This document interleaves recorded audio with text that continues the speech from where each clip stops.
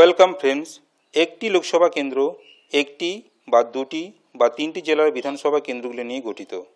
রাজ্য তথা পশ্চিমবঙ্গে আপনার লোকসভা কেন্দ্র কোন কোন জেলার কোন কোন বিধানসভা কেন্দ্র নিয়ে গঠিত তা আজকের ভিডিওতে আলোচনা করব। প্রথমেই পশ্চিমবঙ্গে কতগুলি জেলা আছে দেখে নেব। টোটাল 23টি জেলা আছে। আজকে আমরা যে লোকসভা কেন্দ্রটি নিয়ে আলোচনা করব সেটি হলো ঝাড়গ্রাম লোকসভা কেন্দ্র। এই লোকসভা কেন্দ্রটি তিনটি জেলা ঝাড়গ্রাম, পশ্চিম মেদিনীপুর, পুরুলিয়া জেলার বিধানসভা কেন্দ্রগুলি নিয়ে গঠিত। ঝাড়গ্রাম জেলাতে টোটাল 4টি বিধানসভা কেন্দ্র আছে। এর মধ্যে সবকটি অর্থাৎ নয়াগ্রাম, গোপীবল্লভপুর, ঝাড়গ্রাম এবং বিনপুর এই লোকসভা কেন্দ্রের অন্তর্গত। পশ্চিম মেদিনীপুর জেলাতে টোটাল 15টি বিধানসভা কেন্দ্র আছে। এর মধ্যে গড়বেতা এবং শালবনী এই লোকসভা কেন্দ্রের অন্তর্গত।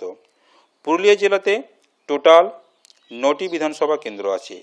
এর মধ্যে বান্দোয়ান বিধানসভা কেন্দ্রটি এই লোকসভা কেন্দ্রের অন্তর্গত।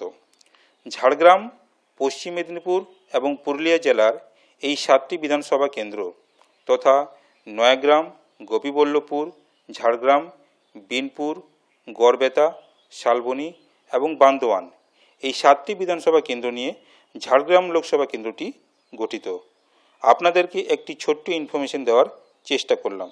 ভিডিওটি ভালো লাগলে শেয়ার করবেন। আপনারা ভালো থাকবেন, সুস্থ থাকবেন। ধন্যবাদ।